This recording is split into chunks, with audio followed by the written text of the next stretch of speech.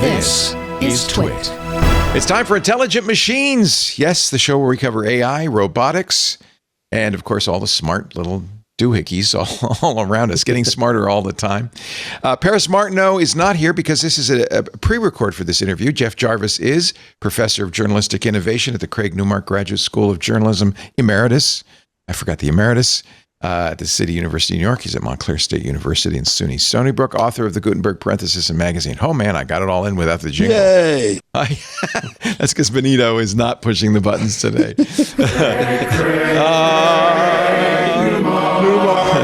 Anthony Nielsen filling in. We're doing it early, a pre-record earlier this week. This is why Paris can't be with us. She's got a day job. Crazy. Yeah. I'm really excited about our guest this week, Emad Mostaque. Is it Emad? Let me ask you, is it Mostaque? I think so. Yeah. Mostaque? Mostaque's fine. Okay. I heard all the variations. Whatever. You may not know the intelligent internet, II.Inc., although that is the best domain, TLD, I've ever seen. But perhaps you will have heard of something called Stability AI and Stable Diffusion. Emad, it's amazing that this is only 3 years ago that Stable Diffusion came out. It blew my mind, blew all of our minds. This was before ChatGPT 3. It was before we really understood the revolution that was about to hit us. But we were excited about it. In fact, I'm going to show you our Christmas card that year. We went out in front of the building and took a picture and then used Stable Diffusion. Now, just to give you an idea of how far we've come, it probably could be one-shotted now by ChatGPT, but just to give you an idea of how far we've come, our producer, the guy who did this, our AI guru, Anthony's on the line right now, made a little video of the process. He used Photoshop and Stable Diffusion to create a whole bunch of images. You said, Anthony, 200 images? I don't recall. It was a lot. And you could see there, back in the day, Stable Diffusion did its best. But eventually we came up with a Christmas card after would take little bits and Photoshop it in. He's making a gingerbread house out of the building. There he's got the candy cane. And we've come a long way. And yet, Emad, this was mind-boggling. This is mind-blowing, yeah. You really launched something into the world that people, I think, immediately grokked and got very excited about. We had no idea what we were going to see 3 years later. Emad's written a new book, The Last Economy, that talks about this revolution. That's really what I want. I didn't want to go back to the past. I wanted to talk a little bit about what you see as the future. You talk about the 4 big economic inversions. And this would be the fourth, you even say the fourth and final economic inversion, the pattern that breaks the world. What are you talking about when you say the intelligence inversion? Yeah, I mean, like you said, about 30 years and AI years has passed since that was released, and now we're at this tipping point. So it's 10 to 1. Okay, that's good to know. I'm going to keep track of that. It's about 10 to 1. It certainly aged me a lot. You don't know age. You're not alone. Actually, Nano Banana Pro just came out today, which might be the final image model. It is mind-boggling. But there's a critical difference between what Google is doing, and admittedly, Gemini 3 and Nano Banana 3 Pro are amazing. We were playing with it yesterday, and it generated an image like that. It's really fast, but it's different. In fact, the difference. Well, let me give you a chance to finish the economic inversions, and then I want to talk about the word diffusion, because that's critical to the whole thing. So what is happening? What is this economic inversion? So through history, the whole of our economy shifted. So it used to be that you had some land and you farmed on it. Then we kind of moved into the factory world, this kind of industrial inversion. And then we moved into service sector jobs. And the final thing is this intelligence inversion, whereby effectively what's going to happen now is as we move from these models that can one-shot things to longer range agents in the next 3 years or so, we are no longer the smartest things on the planet. We're no longer the most economically valuable things on the planet. In fact, our cognitive labor is probably going to have negative value because we'll be the dumbest people on any team. And so that's what we call the intelligence inversion, whereby that's a little flip. depressing. It is, it's not nice to be the one that drags everyone behind. I have to say, though, there's not a lot of evidence yet. I mean, I certainly don't feel dumb compared to even the very smart output of ChatGPT 3. It's amazing what it could do, but it's not a general intelligence. Oh, definitely not. I think the difference here is that we're moving from the last 3 years has been about prompt to output. This is the magic, right? But it was like having a really smart buddy that you tap on the shoulder and you're like, hey, can you give me this? And then, yeah, blob. Now what we're doing is moving into multi-hour-long agentic processes that are proactive. So I've made websites before, and now I go on Replit, and a week ago they looked terrible and purple and all sorts of things. Now it can build fully dynamic interactive websites on the fly with Gemini 3. In 1 week. And it can, in 1 week, that's been the shift. Like the actual building takes like 2 minutes. Is it the deep thinking? Is that what's making the difference? It's these agentic flows that are proactive with verifiers. What it means is that you have an output and then it can adjust its own prompt and its own context to be proactive. It's a cycle. It's a cycle. And economically valuable work isn't tasks, single tasks, like make this image, make that. It's, I want to do a marketing campaign. Right. And bringing that all together and letting it go is what causes the real economic value. I think very few jobs have been lost due to AI so far. That's about to change. Literally in the next 1, 2, 3 years. And there's a lot of speculation, including from AI companies, about where that starts. Where do you think the first? What's the first? As a snowball becomes an avalanche, who gets hit first? So this is the crazy thing. Like there are some things like call center jobs, for example, which obviously have to be first to go. Like yesterday, we had Grok 4.1 Fast being released, and it scores 98%. On TowBench, which is basically a customer service agent benchmark. Amazing. And it's 50 cents per million words. And so you think like, okay, that's probably going to go. But then the crazy thing is that these models have economies of scope. So one Nano Banana or Gemini or Quen model can do so many things. And it's less about the models themselves and the jobs and more about the mechanism of diffusion. Because there isn't that much difference to training a tax accountant to a graphic designer in terms of the process of training and then changing and the data collection aspect of that. It's just, how does that happen? And the way it happens, in my opinion, over the next couple of years is your company looks at everything you've said and created remotely, because keyboard, video, mouse, remote jobs are the first to go, and it builds a digital double of you. And then no one can tell the difference. You can even Zoom call you or chat to you and things like that. And these models can do that in a general way. So first thing to go is the remote jobs. Anything that can be done fully remotely, those are most at danger. And there's a lot of those. I'm completely fascinated by the idea of the digital double, the digital twin. Jensen Huang talks about this in practically every one of his keynotes, which I watch them like they're movies, fascinated by them. And it strikes me as a really fascinating idea that as you can look at alternative futures for a factory or a warehouse or a car, we'll be able to do that in a sense with our lives. It strikes me is that here's other ways things can turn out. Kind of, it almost strikes me like there's a matrix and we're not in it. We can visit it once in a while. I'm curious about your view of that digital twin value. Is that one model that will, because you just kind of said that, is that you'll have this twin that is you that can do what you do well. Will we see that as a good thing or a bad thing or an aid, or how does that work? It can be both, either, again, companies, you don't really want to fire people. You want to actually be more effective first. And when the economy is good, that's what you need to tell that to the tech industry, because they have had a year of firing people. I mean, they hired a lot of people post-COVID, right? And so on trend, it's still pretty much normal. Okay. It's just a lot of high-growth companies have stopped hiring. Eric Ben Loftenson had that study recently showing that early-stage hiring may be slowing down, but we haven't really seen it massively because people are just more productive.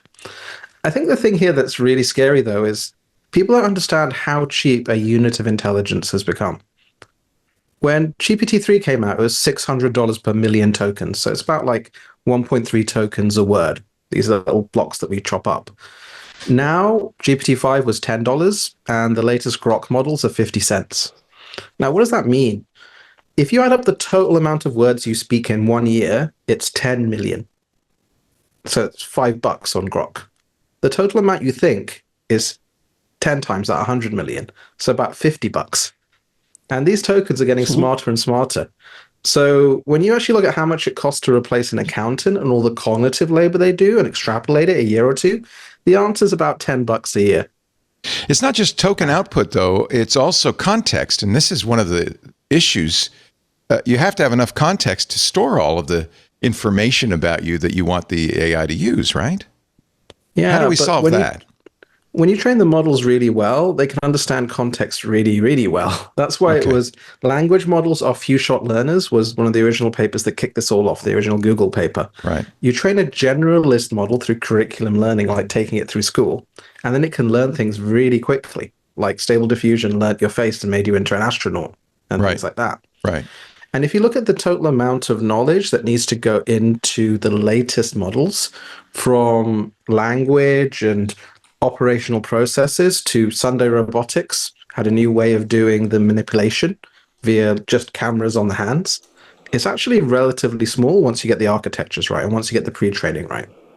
And the error rates have basically gone from like 30-40% down to almost zero, literally in the last quarter or so.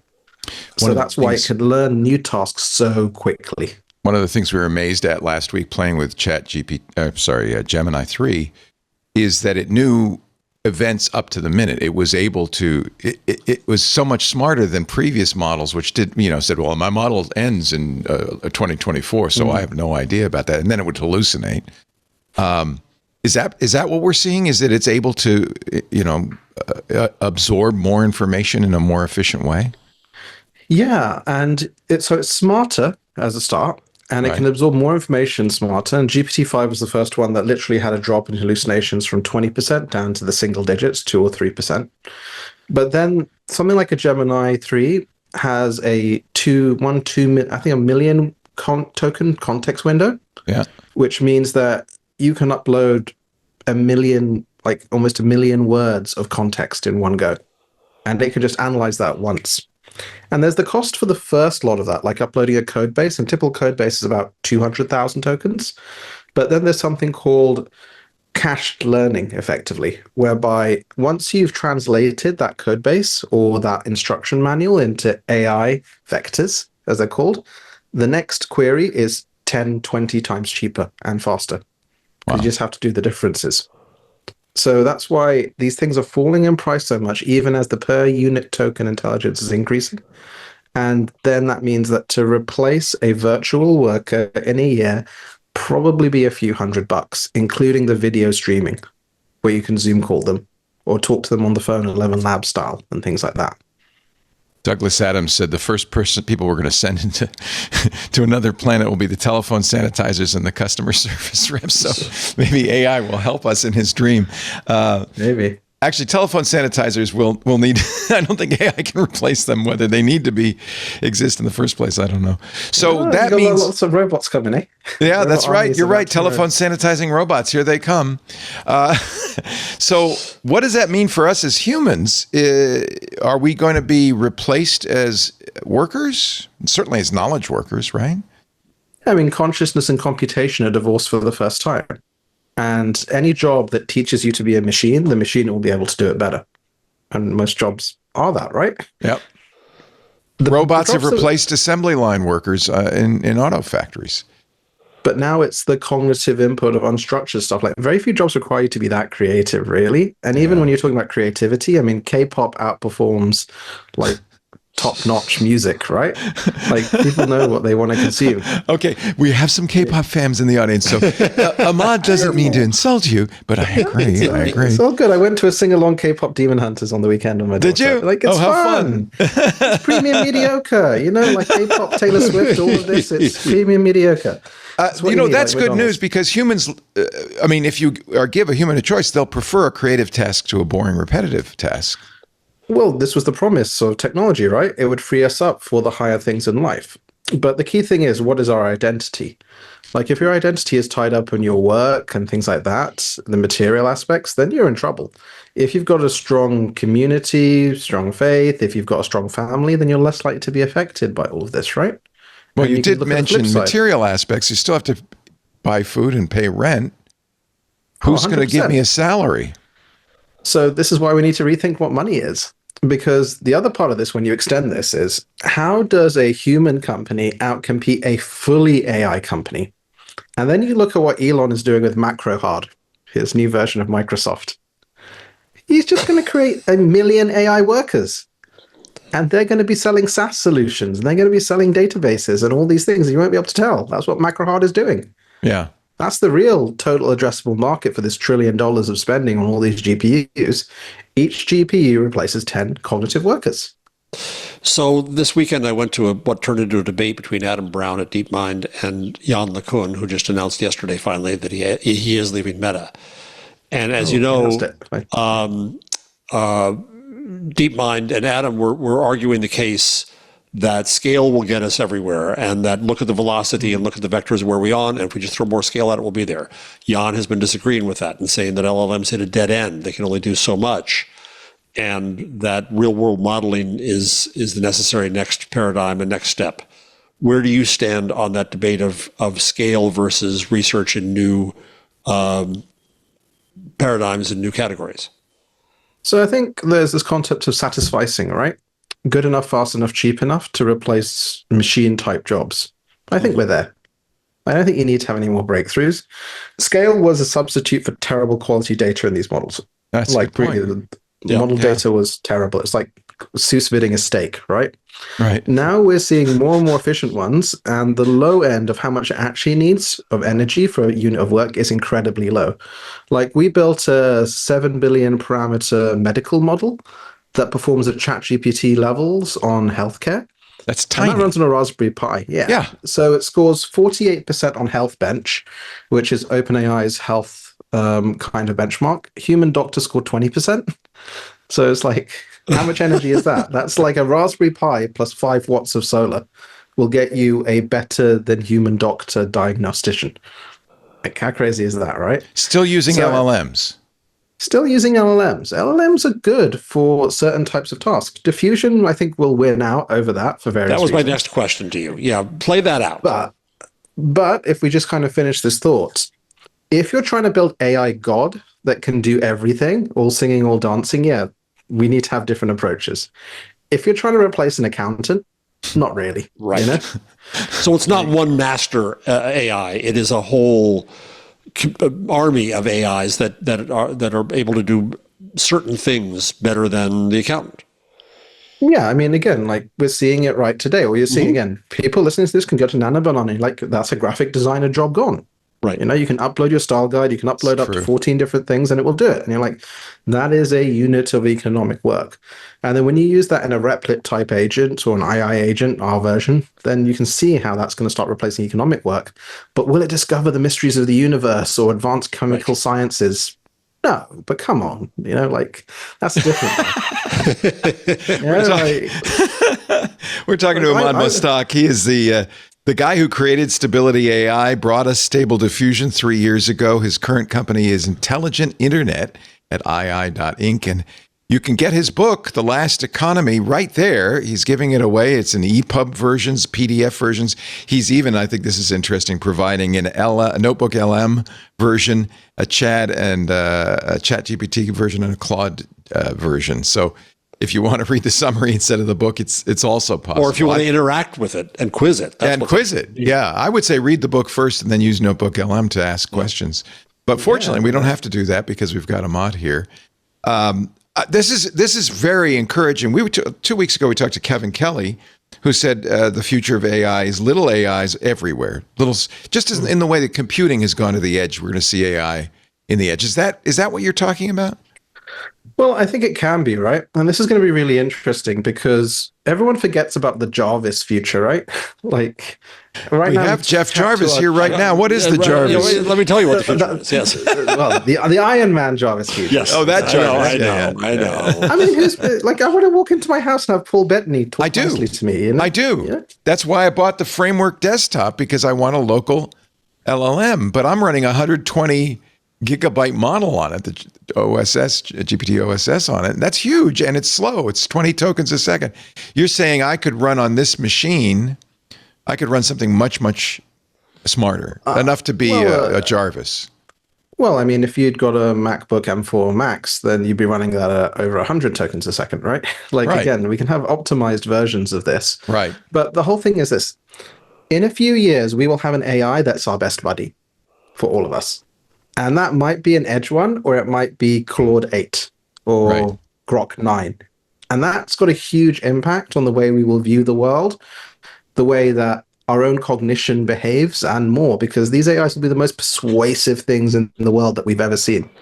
Already in studies, like they did a study on Reddit where they created a black anti-Black Lives Matter persona and all sorts of others last year. It scored 98th percentile on persuasiveness. Yeah. The new models, will smash that. So I think when you're thinking about Edge, when you're thinking about that, the defaults that emerge now are going to be so important in the way these go. And then the architectures right now are all about the same. But I think you will see a big differentiation in what those architectures look like to suck up this ridiculous amount of compute coming. Because Are we overbuilding the compute? for LLMs, yes. LLMs, I don't think will require much compute.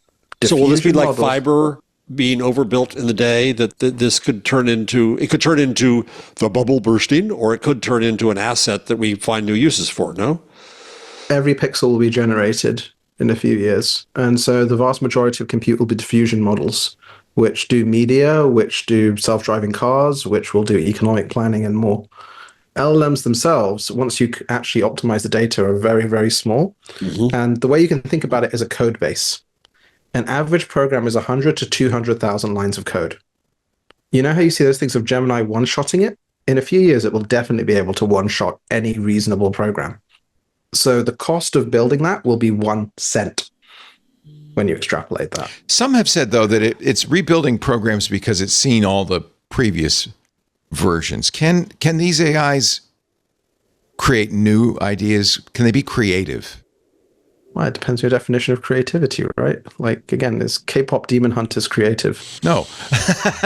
Well, I Okay, think it so is. I mean that's I think it is. essentially Like- it is though. Yeah. It's generative in the sense that it takes things and mushes them. I mean that's what stability diffusion did, right? Yeah, I mean, the way that these models work is that you take the image and then you have a process where you add noise to basically destroy it back to its tiniest possible form, and then you have a reconstruction process, and it learns that process. And that works for self-driving cars, and it works for Sora 2 and all sorts of other things. And it just does that all day long. These models learn principles. That's why they have the concept called the latent space of these concepts and the way they all come together. It isn't an if this, then that type of logic flow. It's more like Right. a filter or a sieve that you push it through. So when you kind of look at that, it becomes really interesting to think about how things are going to be going forward, because, like I said, for language, which is a very low dimensional output, these models are getting better and better and better. So you have less and less steps to get to your desired outcome. When it comes to creativity and filling in the gaps and concepts like that, creativity is usually within a context. So if you have Barbie and Oppenheimer and you make Barbenheimer, that's creative, within a certain context. Right. But then again, if you want to have material sciences breakthroughs and mathematical breakthroughs, that feels a bit different. Right. Where you need different verifiers. It's all about the verifier. How can you verify if something is creative, if something has market value?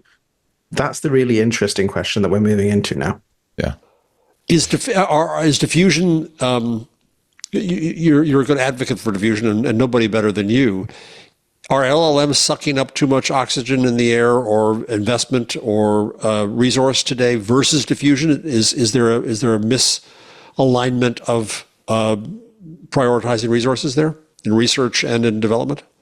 I think in research, yes. Again, diffusion coding models, like you've seen from Stefano Amon's new lab and others like that for code, they're almost instant in the way they output.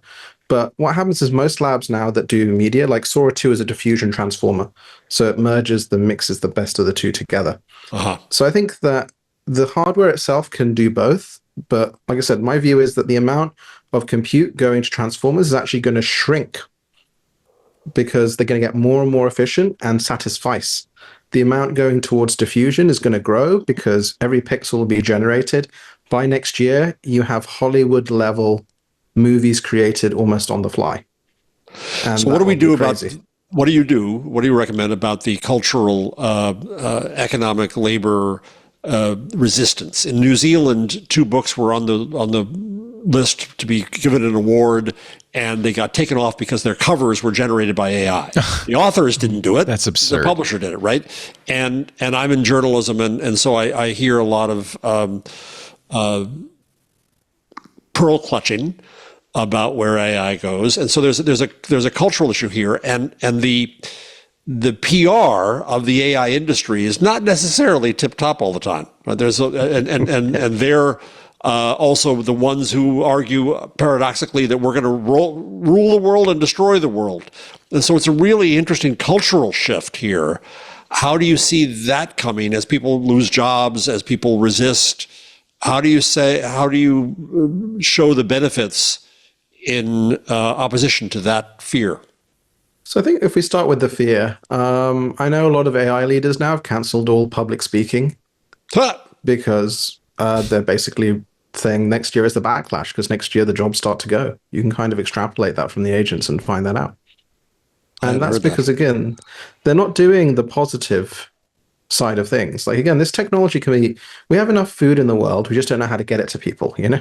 We have enough knowledge in the world, we just don't know how to get it to people. Having, like, one of our targets is by next year, with our new version of our medical model, every single medical decision in the world will have a second diagnosis. And that will be free, and it will work on a 10-year-old computer. Like, that's a really positive use of this technology. Yes. But then you can't deny, for example, when you only have to shoot a scene once in a movie, and then you can use Nano Banana Video 5 in a couple of years to redo that from any angle and adjust the acting performances, a lot of jobs in LA are going to go. Yep. And a lot of jobs in anything production-based is going to go. Do we have UBI? How do we feed people? How do we... You say there's sufficient resources. There is, but things like UBI don't work because of the math. Like, the entire US tax base right now, if income tax and corporation tax is $5 trillion a year. If you gave every adult in America $16,000 a year, that's $5.1 trillion. Yep. And that's minimum. That's like poverty level, right? Right. The entire corporation tax base of America is only $0.9 trillion. Like, even if you tax LLMs, it's not going to work. So in the book, I propose we change the way that money actually flows. We give everyone a universal AI to allow them to achieve parity, and that's looking out for them as well because the alignment is important. And then we give people money for being human that the AIs then need to buy from us because they'll outcompete us capitalistically. Like, fully AI companies, I don't know how you compete against them. So Caleb in our YouTube chat says, if you weren't back to college now, Emad, or you were a young person today, what would you study? I would probably not go to college. Okay, what would you do? You wouldn't become a graphic designer, clearly. No, I would use the AIs every single day, day in, day out, because in the transition period of the diffusion, those that know how to use the AIs, like, what's going to be better and more likely to get you a job? Like, one of the Sora leads, what he did is he just built websites using AI and then analysis and other things using AI. And he submitted that as his resume, talking about it. That's far more likely to get you a job than being programmer number 15. Yep. If you just use Replit, Suno, all these things for an hour a day, then you're way ahead in a job or outside of a job. Hey, good news. I'm going to be able to get a job, Jeff. I use all of these at least an hour a day. Yeah. You will marshal your millions of agents, right? Right. And then destroy your enemies. I will have an army of agents. One of the things you talk about, which I really like, is that we've got to find a way to make AI more democratic. In fact, you even talk about globally more democratic. The front page of Intelligent Internet, your website, ii.inc, says sovereign AI for a new world. What does that mean? So sovereign AI is kind of AI that is controlled and aligned with you. So part of it is giving everyone universal AI by the local champion model will release soon. Not free access to ChatGPT, not Claude on your desktop, but your own AI. Your own AI. And I think you start with that, but then that AI can call on Claude. It can call on Gemini if it needs to. Like I don't want my child being taught by ChatGPT, right? But I'm fine with her having an AI that can access use to ChatGPT. Yeah, that makes sense. And so that control plane layer is so important, especially because our governments will be run by AI. Our cities will be run by AI. Healthcare will be managed by AI. That first AI that's next to us, our assistant AI, our Jarvis AI, or however you want to call it, is going to be the most important one. So I think that needs to be sovereign. It needs to be fully open source. It needs to be fully transparent, because the biases in the AI are crazy, and they're already selling latent space in the AI. So Google and Meta are already selling it so that if you say a beer, it says a Bud Light.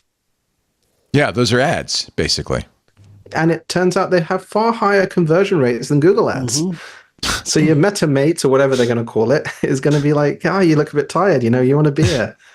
Crack open a Bud Light. Let me order it for you. We got to stop this, and we got to nip this in the bud. Well, and meanwhile, media companies are determining themselves to be the victims of AI, and AI is the enemy, so they're cutting off AI. So journalism and media are being excluded from that conversation, and brands are rushing in, as our disinformation forces are rushing in, because they're eager to be referenced by the AI. And we're headed toward a ridiculous imbalance there because of that resistance. Is the only defense me having my own AI protecting me against that? Yeah, from your cognitive, it's your only defense against cognitive colonialism. Yeah, I love this. I think this is brilliant. Tell me what before we have to wrap it up, Jeff, because we could talk to Emad for hours, but we don't want to take too much of your time. We want you to get back to work. Tell us what you're doing at ii.inc.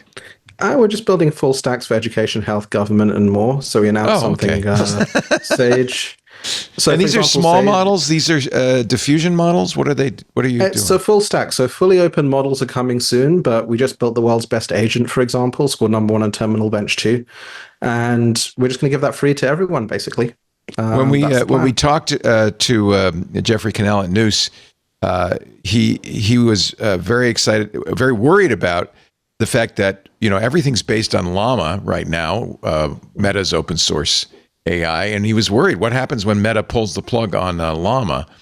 So this might be the solution, right? Is where do you start though? Do you start with Llama? Do you start with somebody else's model? Yeah, we start with other people's models because you got to build the agentic framework first. Then you build the high quality feedback data, and then you train really optimized models from scratch that can be localized and reflect local culture, ethics, values, and more. Because right now, AI models don't even have any ethics programmed into them, not even the laws of robotics, Yeah. And so we're like, someone should probably build that for the civic AI, side of things.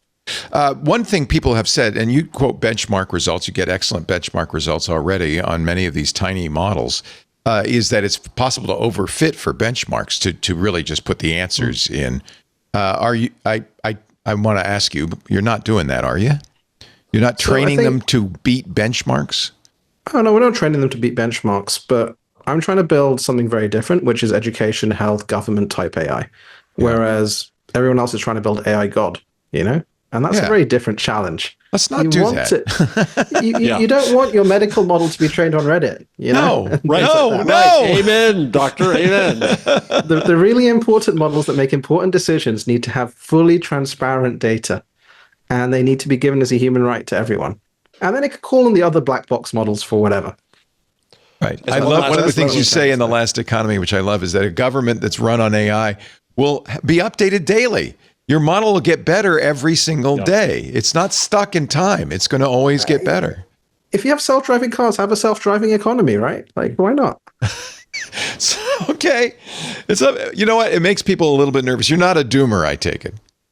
Oh, my PDOOM's 50%. I think we're probably going to die 50-50 because of all this. So we got to do something about it. Emad, it's such a pleasure to talk to you. I've heard you, of course, many times on Moonshot, Peter Diamandis' podcast. and you did not disappoint. Emad brought us 3 years ago the eye-opening stable diffusion from Stability AI. That was the beginning for many of us. It's hard to believe it was only 3 years ago, but 3 years has been a lifetime, and I can only imagine what's coming next. II.Inc. is his company, Intelligent Internet, and if you go there, you will find on the front page a link to The Last Economy, which is a guide to the age of intelligent economics, the inversion that's imminent. And I suppose if you're a young person, you probably should start thinking about what is next, because it's coming. The book is free and available online at II.Inc. So the book, we had like hundreds of agents analyzing it, and we figured out a unified theory of economics from it. So I'll send you the paper. I'd love to see that. I'd love to see that. Wow. Well, it's very straightforward. The Yeah. best models to model reality are AI models. So what happens if you put them as your axiom, in that any system that persists minimizes its surprise and loss function? You can derive all of economics from it. You started like, life what? as a hedge fund manager, as a finance guy. If you were finance right now, asking for a friend who's living on his retirement, it's based on the S&P 500. What would you do? What would you start if you were starting your career now as a hedge fund or a finance guy? What would you do? I mean, I think, again, it was just your comparative advantage is your access to structured intelligence. So the better you are at using multiple agents, the more valuable it's going to be. AI seems to have failed so far at predicting the market, though. I haven't seen a model that can do as well as Warren Buffett, let's say. There will be some, maybe. Look at him. Look at him. Okay, and where would that be under releases? Actually, free to all of us? Actually, we have all have it? We have something really interesting coming up. So we announced in Saudi something called the Sovereign AI Governance Engine. So it's like a couple of thousand Blackwells to analyze all global policy and laws and update them real time with new technology. Wouldn't it be great if all the laws worked together instead of in opposition to one another, right? Exactly. So to implement that in universal AI, what we're doing for every single state in America and country, we're setting up state champions capitalized at $1 free money. And then all the locals can invest in that. And then we get the smartest people from each state to build AI for that state to act as nodes on the network. And then we list all of those. So you'll have II Utah, II Delaware, II California, II Vietnam, etc. And it's going to be really fun to see how that operates. Wow. The delta arbitrage on that's going to be ridiculous. Now I understand why you're saying 50-50, because this could go really right or it could go horrifically wrong. Well, so in the book, I think I mentioned what happens if you get a viral cognitive Stuxnet. Right. You have the same latent space everywhere, and then someone basically has a prompt. And somebody will do this. Somebody will try to do this. 100%. And if the data is such a black box mess with 6 trillion or 80 trillion tokens for GPT OSS, 80 trillion words, then definitely the entire infrastructure will collapse. Like, my standard way of us all dying is 1 billion robots and one bad firmware upgrade. You know, that'll do. Yeah, we've seen it. We've seen it happen.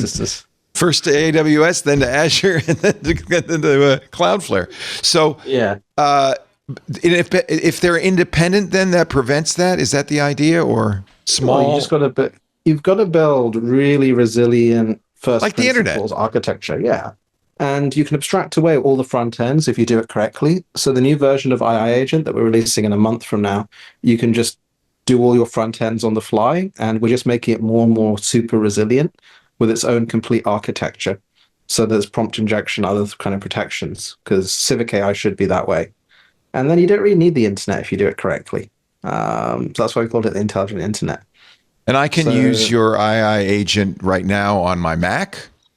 Yeah, you can download it. You can use it. It's on GitHub. Top on Terminal Bench. There's loads of updates coming. Like the next version, you'll be able to use up to, I think, 100 agents at once. And the CLI outperforms the other CLIs, etc. So since I already pay for Anthropic and OpenAI, I can just plug those API keys in, and now I've got a multi-model.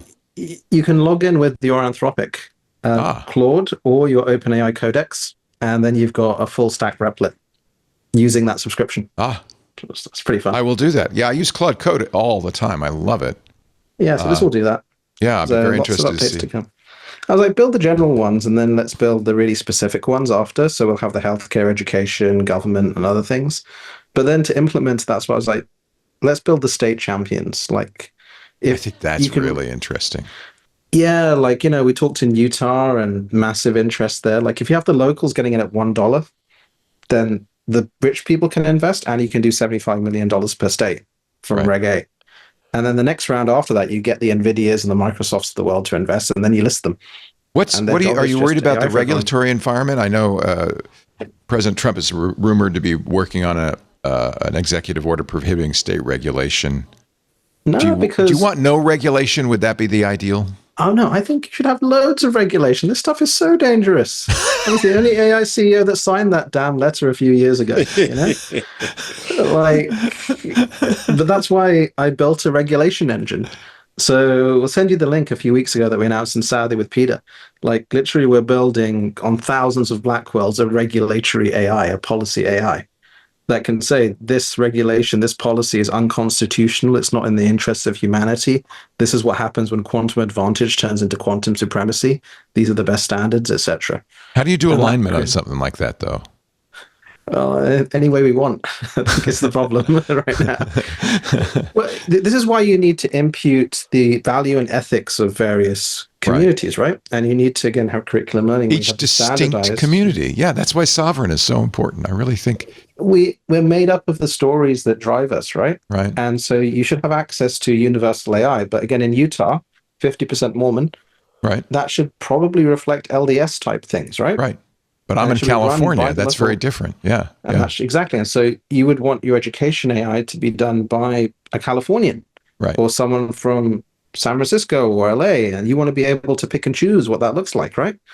So that's why we're building that full stack, and then we're going to proliferate these, and then we use all that compute to secure our Bitcoin competitor, because that'll be more diverse and a bigger compute than Bitcoin. But every coin sold then goes to Civic AI or Cancer AI or things like that. That's a whole nother show I don't want to get into, but I love the concept of proof of benefit. I think that's a very interesting way to approach it. Yeah, I need to do it properly. So look, I'll send you the paper. Have a read. It's quite fun. And like I said, it's a bit creepy though. And this is also why we'll have the next big leap. The biggest breakthroughs in AI aren't going to be really complicated things. It'll be really elegant things because the universe is elegant. Oh, I love that idea. Can we have you back in about a year so you can take a victory lap? No victory lap, but sure. Happy to come back anytime. It's a fun time. Hey, I hope you enjoyed this highlight from Intelligent Machines. We do the show every Wednesday. You can watch us do it live. Or, as they say, like and subscribe. There's a link down below. Thanks.